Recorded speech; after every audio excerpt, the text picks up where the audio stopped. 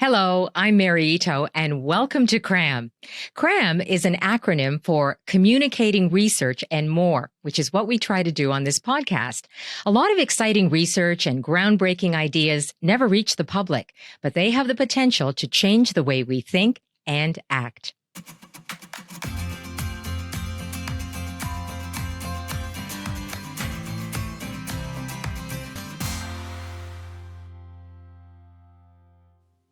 You may have heard the saying, a good laugh and a long sleep are the two best cures for anything. I think there's some truth in that statement. A sense of humor can help us get through some tough times. And a long sleep? Well, just look how much better you feel after a good night's rest. A sleep where you don't have to anguish over trying to fall asleep. A sleep where you're not waking up in the middle of the night, then tossing and turning, trying to get back to your dreams. Colleen Carney's passion is that mysterious state we call sleep, and more specifically, why we have trouble sleeping. She's an associate professor in the Department of Psychology and director of the Sleep and Depression Lab at Ryerson University. Hi, Colleen. Hi, how are you? I'm great, thanks. I had a good night's rest. Perfect. I'm happy to say. You have said that falling asleep is like falling in love. How so? Well, it's the strange situation that you can't force sleep to happen. And in fact, just like falling in love, you can't force somebody to fall in love with you. And I think it's sort of disastrous when we try to force things. In fact, it's the subject of rom-coms, right? So what you have to do is set the stage so that if it's going to happen, it will happen. And I think having some good sleep habits to set the stage for sleep to happen, and then being patient and willing for it to unfold naturally, is really the most healthy way we can approach sleep. So when you say, first of all, having some good sleep habits, is that what is known as sleep hygiene? No, I think for many people they use that synonymously, but for me, that's the S word. I don't like to say that. And the reason why is that it's one of those things that it did come out of research, but it came out of research on healthy sleepers, or even in the basic experimental realm, where we would discover something like, oh, well, caffeine has its stimulant properties. So therefore, we're going to recommend that people cut back on caffeine to sleep better. Well, the problem with that is that makes good sense. But if we test it in people with insomnia and their sleep doesn't get better, then what we have is an ineffective treatment. And in fact, when I do a clinical trial to study insomnia, I use sleep hygiene as a placebo-controlled treatment. I know it's not going to work, but I know it's the number one disseminated treatment on the internet and what you would likely get at your doctor's. So when I say sleep habits, I really am talking about the habits that we know are linked to how to sleep better. Okay, and can you just give us a rundown? Basically, what would those be? You know what? I mean, think back to what you did as a kid. Honestly, it's as simple as that. So what do? Well, we make sure that our kids have a regular schedule, because we know that if we get off the schedule, not only is sleep difficult, but mood is off, eating is off. It's basically a nightmare, right? So we want to make sure that we have a regular schedule. We also want to make sure that that kids are active enough. So we usually get them out playing a lot physically, and we have them outside a certain amount of time during the day, because we actually need the blue light from the sun to actually tell our clock what time it is, which actually helps us, interestingly, at night. So we need that as well. We also prioritize having regular meals. We prioritize having a wind down. If somebody comes and gets your kids all rambunctious right before bed, we say, oh, no, we're trying to wind them down. And so we also make sure we have a routine that signals to the child that it's time for sleep. If we could think like a toddler, a lot of our adult problems would go away. It's so funny because when you're saying all these things, I'm thinking, I think she's just giving me a recipe for a healthy life. You know right? What? Sleep health is health.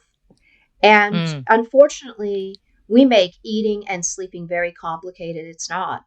We don't need gadgets. We don't need anything. What we really need is the sun, a bed, and some good knowledge. We need to increase our sleep IQ. Okay, just going back though, what you were saying about, you associate sleep hygiene with not good things about Mm. people's, I guess, preoccupation with it, because there's a huge industry. I mean, you go online, there are all kinds of products and aids to help you to sleep. I mean, what does that say about our preoccupation with sleep? Well, I mean, that's the perfect way to put it. I like to tell my clients with insomnia that it is true that we need to sleep to live. That's really important, right? For health. But we don't want to live to sleep. And I think that's what happens is that insomnia is essentially a preoccupation with sleep and an attempt to make it happen just in the way that it would be counterproductive to try and force someone to fall in love with us, right? It just turns into a disaster. That our willingness to accept that either we've set the stage or we haven't, and it's not a disaster if we haven't, that we have a way of recovering from that, that if we're not chasing sleep and attempting to make sleep happen, that sleep does unfold. In fact, one of the major things that we go after in treatment for insomnia is something called sleep effort. It's a belief that I need to do something in order to sleep, when what you need to do is to set the stage for it and let it unfold naturally. Oh my gosh, but that must be so hard to do when you actually have insomnia, right? Because I can see people working themselves up. Oh my goodness, I'm going to be going to sleep in 2 hours. Am I going to be able to do it tonight? Yeah, and they become expert mathematicians, right? So if I go to sleep right now, then I'll have 4 hours. And then they wake up and, Hmm. well, if I fall asleep right now, then I'll have 3 hours. So, it's easy to show somebody how that level of preoccupation actually contributes to the problem. So that's one of the things that we do in treatment is to investigate people's relationship with sleep and whether or not would you be willing to test out for a week or two. Would you be willing to test out and to see if your body would actually take care of itself if you got out of its way? And so we just need a week or so for somebody to test it. And when they see the results, they're shocked. Huh. And so that preoccupation that people have, it feels to me almost like they're on a wheel, like a rat, right? Yeah. Um, does that actually aggravate the insomnia even more? So the Yeah. more you become preoccupied? Yes. So insomnia always starts off as a symptom, a bad night. And it's really something that everyone has. So whether or not that's going to convert into what we call insomnia disorder, which is a regular pattern of difficulty falling asleep or staying asleep, and then having trouble as a result of it for months on end, the conversion of that is really going to be what happens when you have the first couple of bad nights, right? If you take it in stride like a good sleeper does, then you don't exert any effort and it just resolves itself. If it piques your interest and you start to become concerned about, is this going to turn into more? Is this, I don't want this. Most of our problems occur when we say, we don't want this, because that which you resist persists. It's one of those terrible things, right? So the more we don't want something, and so the the difficulty in letting go is understandable, and that's what we're there to help somebody with insomnia do. To say, we get it, it's scary, absolutely, but you can fix this. Mm-hmm. I mean, oh, that is such a push and pull. I mean, it's such a paradox, right? Because Mm. yes, we know sleep is vital to life. And I Mhm. mean, just before we go on too, I think we should point out how important is sleep. Like, let's talk about that first of all, right? What areas can sleep affect? Well, and as soon as we talk about this, then people with insomnia are going to panic because they're going to hear all this and think it applies to them. But so let's talk about it. But then let's talk about, does this apply to insomnia? So, what do we know about sleep loss? Well, we know it is damaging. There's no question. It damages everything from your immunologic functioning to your ability to concentrate and to learn, your cardiovascular system, your It will affect your ability to process insulin. You'll gain weight. It really is just sort of down the line. It's associated with an early death. It's associated with um, um, all kinds of chronic illness. So there's no question that having a um, regular exposure to sleep loss is dangerous. But what's really interesting is that somebody with insomnia, once they have those first few nights and there starts to be some momentum, people do things to sort of adjust to the insomnia, and your body adjusts to the insomnia to accommodate it becoming chronic. And so what happens is your body tries to take care of itself by upregulating so that you're able to get through the day, that you're wired, you're tired but wired. You're able to perform at the same level on a cognitive task as somebody without insomnia, which is really kind of mind-blowing when you think about it.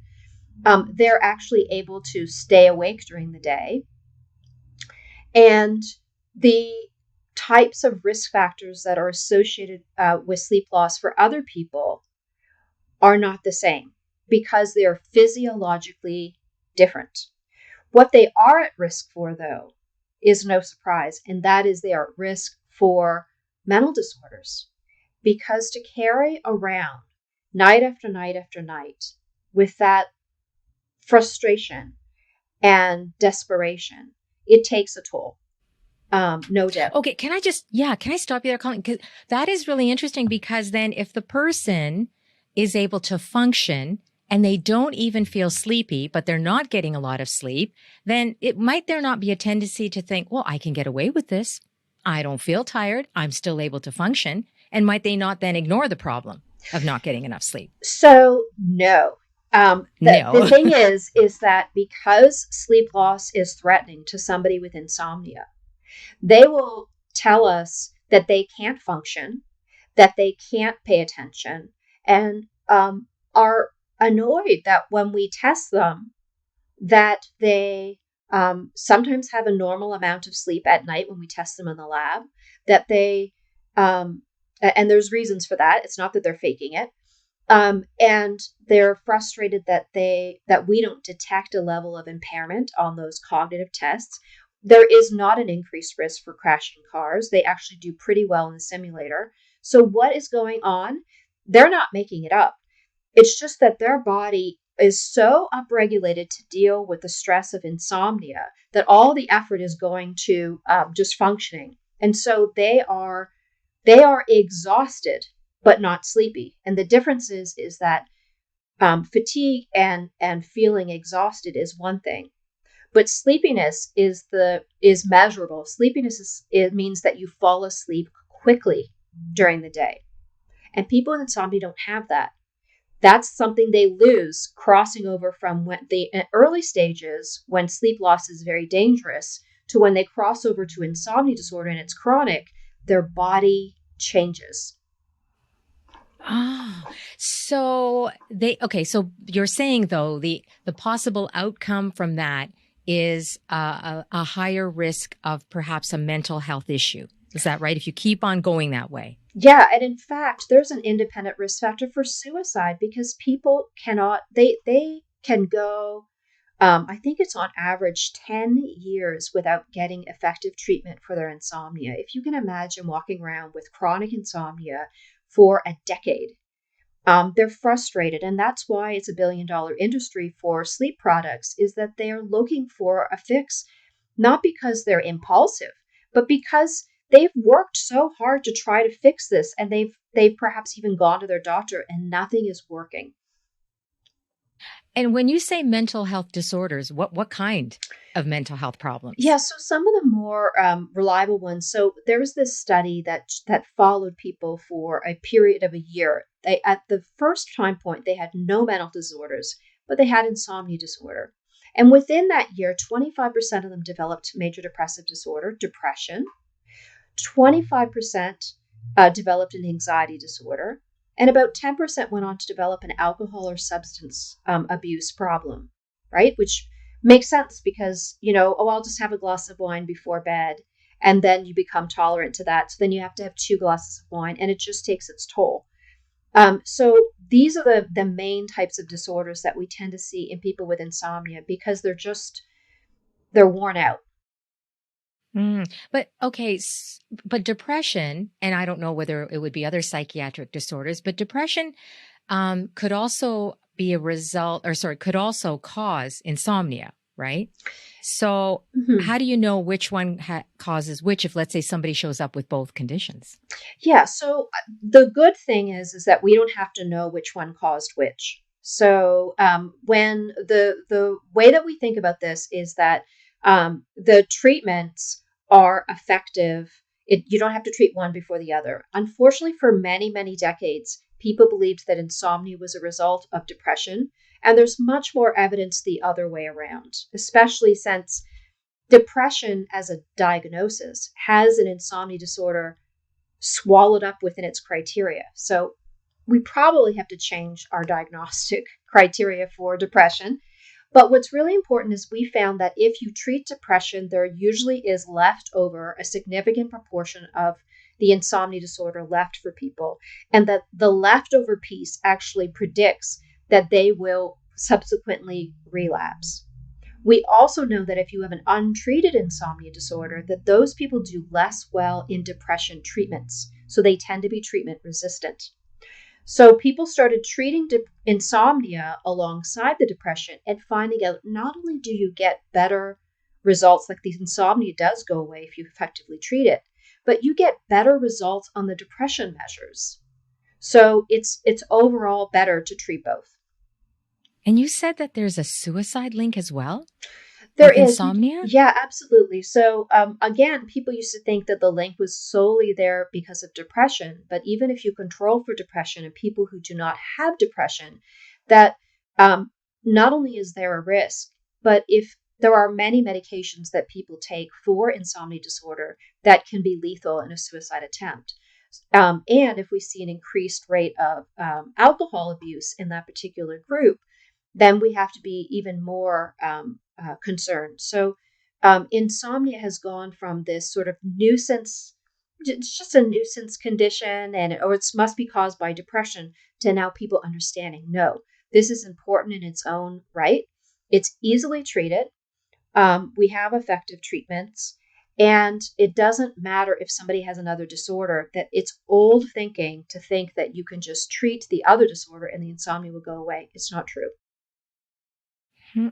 Now, see, that makes me think too, if there's such a strong link to suicide, I mean, if there was a case where someone had committed suicide, how often would they actually look at insomnia as being a contributing factor? Well, Does that come up? yeah, so there have been studies that look at that, but oftentimes when people do commit suicide, there might be a complicated history. But yes, so they've looked to see both in terms of people who complete suicide, so that's the kind of study that you're referring to, but also in terms of increased risk. So what we have found is that people with insomnia and no other disorder complain that they are bothered by thoughts of committing suicide. So they might not attempt, but they're bothered by thinking about, I'd be better off dead. I'd rather just, kill myself rather than deal with this. So there's many different ways to study suicide, and that is one of them, to look at people who have completed. Just before we talk about treatments, yeah, so the fact that there's such a clear link between insomnia and psychiatric disorders, what does that say then about young people? Because many of psychiatric disorders can arise in teens and young people in their 20s. Yeah, I think this is a golden opportunity for us for prevention, right? So young people in their teens are very prone to sleep disorders because there is an arbitrary start time for schools that is a mismatch with their biology. When you go through puberty, your entire circadian rhythms shift later. So this is something that frustrates everyone, right? It frustrates they become extreme night owls. And this is not about obstinance. This is biological. And so they get sleepy later, meaning that if you put them to bed early, because it makes sense to go to bed early if you have to get up early. They're going to lay there and suffer from insomnia. Then when you wake them up to go to these early start times for school, too early, that they're going to be shortchanged on sleep. So during the week, they're going to have skimpy sleep. And on the weekend, they're going to overdo it and have bloated sleep. And they're going to oversleep. And the oversleeping on the weekend leads to Monday and Tuesday being even more disturbed because now their body's trying to adjust to the oversleeping.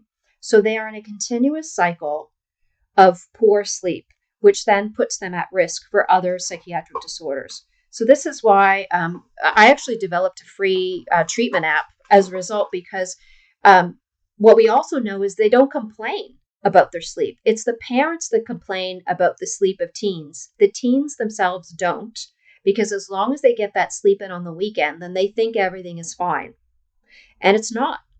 So that's why I came up with this app, because I wanted the teens to be able to access it on their own and engage in some self-management at home, because they often, what we find is they don't actually even complain about their sleep. Yeah, I mean, I've looked at your app called Doze, and yeah, it's interesting. I mean, teens basically they manage themselves and they track their sleep patterns, don't they? Their own sleep behaviors. Yeah, they when I first started this project, I actually did it with teens. And I was, I'm a mom of a teen, and I really didn't think that the teens were going to track their sleep and do all and set the goals and do everything they were supposed to do, and they did, and I'm really surprised. So it turns out, and now when you take a step back, it makes sense. If you give teens the information and allow them to do it themselves and allow them to make the decisions for themselves, then they usually will actually make some good decisions, some based on being informed. And we've done 2 studies now, and even during COVID, during the lockdowns, we find that they can make these decisions for themselves and make improvements.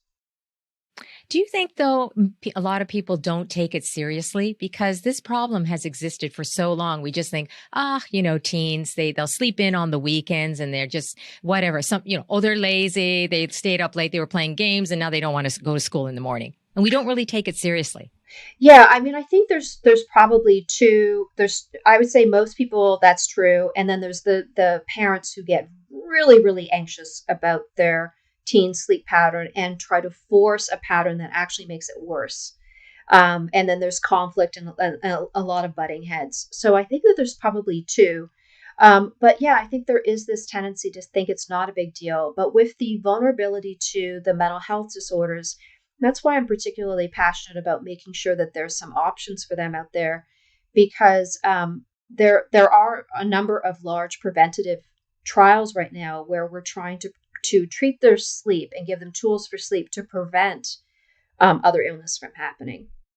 Yeah. And have there been studies done showing the link between, let's say, insomnia and depression, anxiety, schizophrenia arising in teenagehood or in young people in their 20s? Yeah, in the last decade or so, all of the findings that have been found in the adults about how much, what a large risk factor it is, have all been replicated in teens. So we do know that the link is there, and we know it quite definitively. So you said earlier that insomnia is pretty easy to treat, which I think people who struggle with it would go, what? It's pretty easy to treat. Well, you know what? In comparison to the other disorders, it's very easy to treat. So this is a treatment that is only 4 sessions long in its most common form. You can see it a little bit longer, but the reason why it's so short is that this treatment is really imposing some behaviors onto the person that we really would see in like little kids. So it's okay. Let's figure out what the body needs right now. What would be the optimal scheduled time? And then let's let your system reset. Let's let the body clock reset. Let's send a message to the system that makes up for lost sleep to start producing a greater depth of sleep. And then let's get rid of the association of your bed with wakefulness, by getting out of bed whenever you can't sleep. That's the tough one. So when I say it's easy to treat, it's easy for me. It's not easy for the person. Yeah, And right. as somebody who follows these rules, when I have difficulty sleeping, it's no walk in the park. But compared to insomnia, I mean, it's a godsend, right? To know that I can do this for 2 weeks and I'm going to see a difference. I'm going to see my body. Just those things that you mentioned. Yeah. And I'm not going to make that sound like that's as easy as can be. I want you to imagine having to spend less time in bed when you're exhausted. Because for those 2 weeks, you're going to be spending less time in bed. You're going to be spending more time active. You're going to resist napping or making up for lost sleep because you're only going to let your body make up for lost sleep. You're not going to do it. And these things are not easy things to do. Getting up when you can't sleep, our body is telling us through the fatigue, get into bed. That's what it's telling. And so to resist that, it's the same thing when you're facing a fear. If I was afraid of a pool and you come along and say, well, we're going to gradually expose you to water so that you can learn to be in the presence of water and realize it's not, that it's going to be okay. And we're going to build up your tolerance to this over time. That's not going to be easy for me. But once I get some momentum, then it's really going to build and then I'll not be afraid anymore. And you didn't say anything about aids, pills, devices. You didn't mention anything about those. No. Now, Health Canada approved sleep medications are effective for insomnia. So I think that's important that people know this. It is not considered a frontline treatment for chronic insomnia, though, because these medications are not really meant to be used long term, and they can stop being effective for many people long term because they're not actually addressing the issue. So they're not addressing the body clock. They're not addressing the compensatory system. They're only trying to decrease the arousal. So they are an excellent tool. But long term, we're supposed to use something called cognitive behavior therapy, which is really to change your relationship to the way that you think about sleep and change some of your sleep habits, not because you're doing anything wrong. I really don't like when people say that. Nobody's doing anything wrong, but I can teach you how to leverage your sleep systems and to trick it back online because I know how to do that. And so it's not about doing anything wrong. It's about having some behavioral tools to help you. And how effective have you found CBT in treating insomnia? CBT for insomnia is effective for almost 80% of people who use it. So we don't have a good understanding of who those 20% are that would have difficulty with it. And so when somebody does not respond to CBT, then there's lots of other things that we can try, including medication. But 80% is one of the highest amounts of rates of response that we have to any disorder. So it's a very effective treatment. What about, I hear people who take marijuana to help them sleep. What about that? Quite many people I know, calms them down. Oh, they can go to sleep easier. Yeah, well, if it's insomnia disorder, it's not a great idea. So imagine the situation where they are taking it to calm themselves down, right? And they have insomnia disorder. So sleep hygiene would say, well, you should stop marijuana because marijuana, the net effect of marijuana is actually sleep disruptive. So what it does is it may actually make you feel more relaxed right before you go to bed. But the problem is that when you're withdrawing from it, then you get rebound and you're more likely to have something called rapid eye movement sleep, which is a fairly light sleep. In addition, if you use it nightly, it only takes a few weeks for the cannabinoid receptors to change such that you can't produce the deeper stages of sleep any longer. You become permanently impaired. I say permanently while you're taking that drug. So sleep hygiene would say, hey, stop the marijuana. But when people stop the marijuana, what's happening is that they actually get worse in the short term. So they no longer have something to calm them down before bed. So they feel worse before bed and they're more agitated. Secondly, as far as the depth of sleep, they're not going to get that back for weeks and weeks after they stop taking it. So for the first week or two, they're not going to notice any difference at all. And so then you're going to lose credibility because you ask them to stop taking marijuana. So marijuana is one of those things that is not particularly helpful for sleep. In fact, it's sleep disruptive. But because it can make you feel more relaxed before you go to bed, and because you're not going to notice the benefits of stopping for weeks and weeks, people can't appreciate the difference. And so they think it's helpful. So, okay, then if somebody has been taking it regularly, let's say every night, but it is better if they don't, right, in the long run, if they want a good sleep, is there something they can do instead of the marijuana, right, in that period where they're feeling worse? Absolutely. So I think that they can be playing with some relaxation strategies before bed because we have lots of strategies, and there's not one that's better than the others. There's different meditative strategies. There's relaxation training. There's lots of things people can do pre-sleep to actually help them manage that. And if it's an underlying anxiety problem, and oftentimes it is, then let's get help for that. Let's not mask it with marijuana right before bed. Like, let's actually get some effective treatment on board. And I mean, what percentage of people have insomnia? It's somewhere between 10 to 20% of the population, and it might be higher in people who are aged sort of 55, 60 and up. And what portion of those people do you think could help themselves? Just by reading, self-education without having to go see someone? So I don't actually know that number. I'm so curious about that number. I am a big believer in something called stepped care that believes that the vast majority of people, if given proper information, can actually help themselves.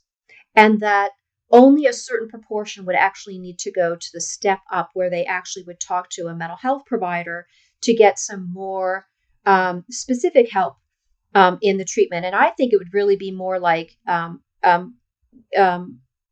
encouraging somebody to be able to. I think it takes a lot to face that fear of not being able to sleep. And so sometimes having an expert who can help you with that is really helpful. And then a very, very small proportion of those people can't be helped at that level, that you really would need to see somebody like me who is a specialist in behavioral sleep medicine. Maybe there's other sleep disorders on board. Maybe there's other complicating factors that you really do need an expert. But I think that I'm overrated. I don't need to see everyone. I think most people can help themselves and then kind of move up that pyramid. Yeah. Yeah. And I mean, the reason why I ask is because a lot of people, well, they may not have the money. They can't get in to see someone, right? Mm-hmm. And so what are they going to do in the meantime? That's why I was wondering, how accessible is this? Can they help themselves? Well, people do complain about how accessible it is. From the moment I arrived at Ryerson, I started a clinical trial to study this particular treatment. And I just have kept it going over the years to make sure that people in the GTA and during COVID, anybody in Ontario has access to this treatment for free. So we have always provided this as part of our research. And so it is accessible. I also have started a training program about 10 years ago. And we usually graduate about 4 or 5 people a year with PhDs with a specialty in this treatment. So it has become more and more accessible. And I think, going to the Sleep Research Society and looking to see where there's providers, or emailing our lab and asking where there's a provider near you. And there's some really good books available. So, there's two really great books in Canada. So Canada is a leading place to get this treatment. Yeah, because I was wondering, I mean, what you talked about, it sounded so basic, from the ground sort of what you do for sleep. It isn't like this, of course, is based on evidence. Then aren't there many psychologists, sleep specialists out there who practice this? It's not like they just have to go to you or a few other people, right? Isn't this fairly widespread? It's getting a lot more widespread. And I have to say that even family medicine and primary care have really jumped on the bandwagon and really spent money to get training and to get people in their clinic so that they can offer it at different levels, even a very brief treatment. And I think that's fantastic. So it has become much, much more widely available. No, one of the things I was wondering about too, and I don't know if you study this area, but it would be kind of the cultural, maybe societal ideas we have about sleep and even the expectations we have. Because I was thinking that, if you were to say to people, yeah, I sleep really well every night and I get 9 hours or whatever, they would be like, wow, must be nice. But, who has time? We work so hard. And it's almost as if people who don't sleep a lot, they're seen as more productive and it's valued. Like it's valued if you say, oh, I only got 4 hours of sleep for the whole week because, I had a project and oh, wow, you're working so hard. Good for you. Yeah, I wish I had a better understanding, of what this is like worldwide. But I can tell you this is very much a Western phenomena to overvalue not only short sleep, but to overvalue being an early bird. Being an early bird or being a night owl is genetic. It is genetically determined. So to shame people who get inspiration and alertness later in the afternoon and can work productively and creatively into the evening, and then who then subsequently would have to sleep in relative to early birds, to shame those people is very unfair. And it really reflects, I think, we need better sleep IQ, I think, because we have some wrong ideas. Colleen, I'm also wondering about people who have shift work. And maybe that shift work is regular, or maybe in fact it even changes. Sometimes they're on days, sometimes they're on nights, and that has to wreak havoc on their sleep. Yeah, it absolutely does. And this brings me back to the idea about what do we do for little kids and how preciously do we hold on and safeguard their routine and regular bedtime, etc. Now, interestingly, I don't know when it is that we tell ourselves that we outgrow the need for a schedule, but in essence, we don't, because we are down to our genetic basics. We are a clock. And as a clock, we need regular cues for the clock. Otherwise, we feel pretty terrible. And the way to understand this is, how do you feel when you're jet lagged?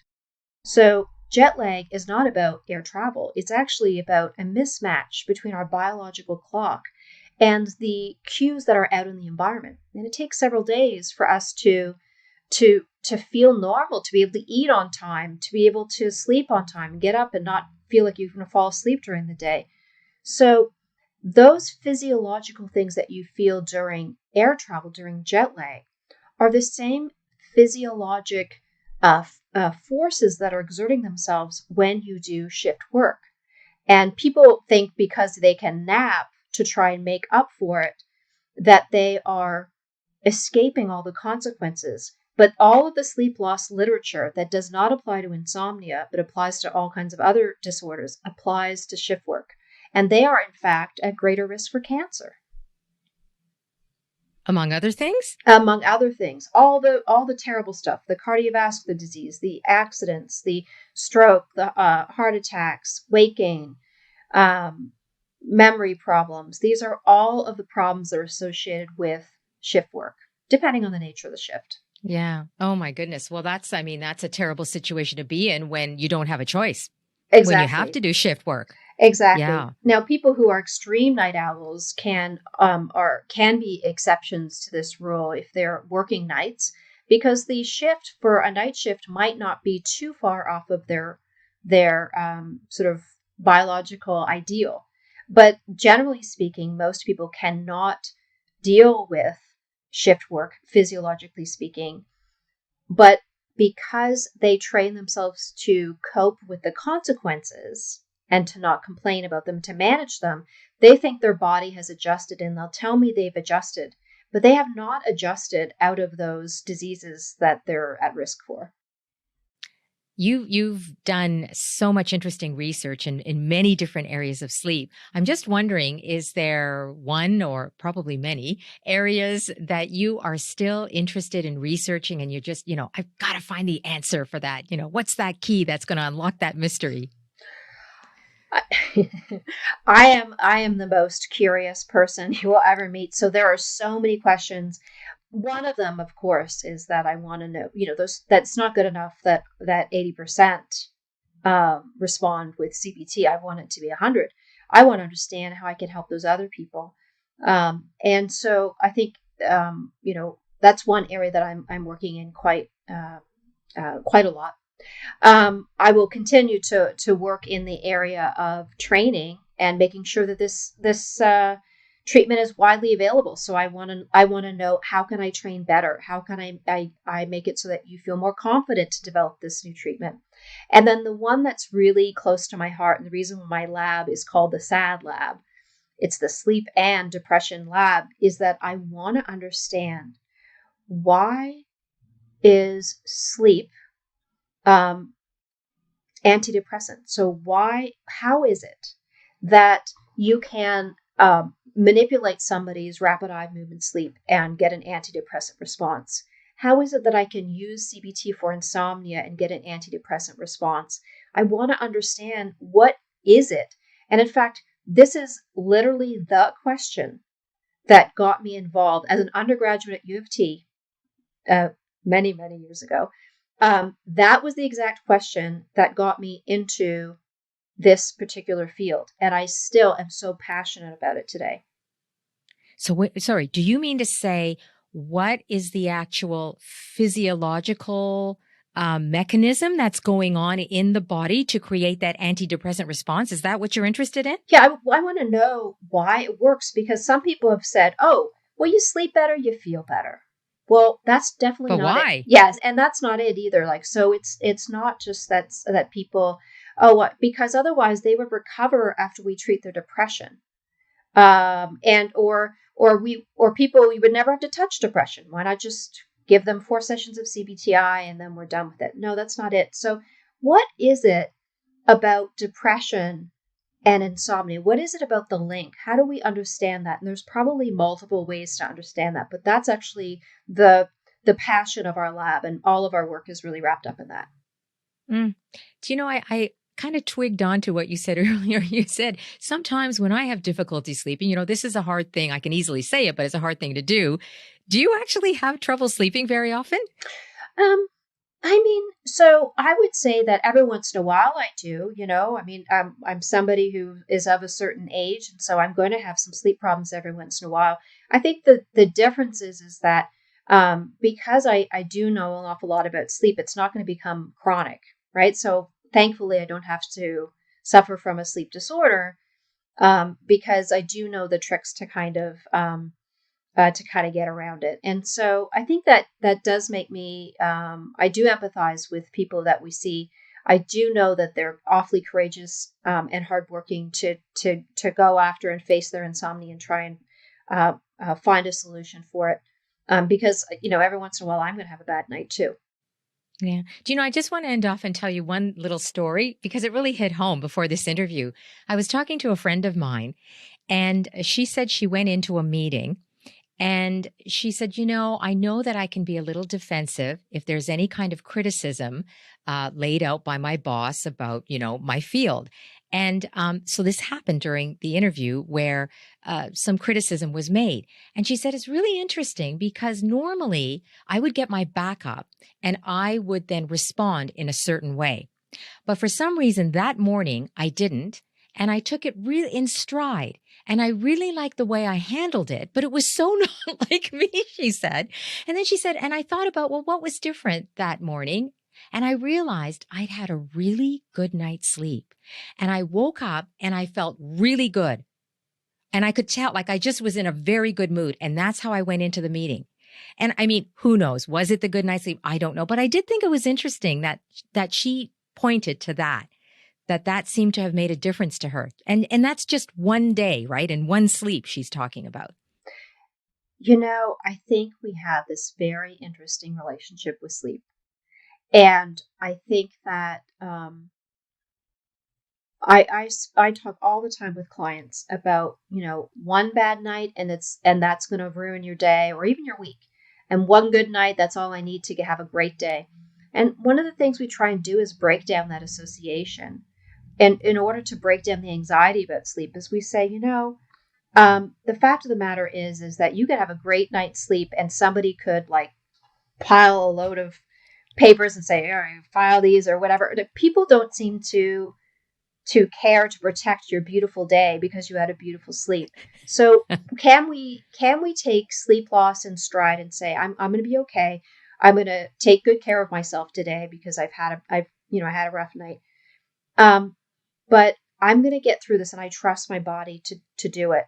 So that's the one. We're right back to, you have to sleep to live and live, but not live to sleep. We don't want the preoccupation. But at the same time, we don't want to be one of those people who say, well, there's time for sleeping when I'm dead. I'm going to be productive and I'm just not going to worry about it because it will catch up to you eventually. And so when you say that you can cope with it, what it means is you can cope with the symptoms of sleep loss, but you're not coping with all of the downstream conditions that are going to amount to a disorder down the road. So it's better to think like a kid, act like a kid, and get your sleep health back on track. Oh, so much good information, Colleen. I mean, this was just a fascinating discussion. Thank you so much for spending time with us. Oh, my pleasure.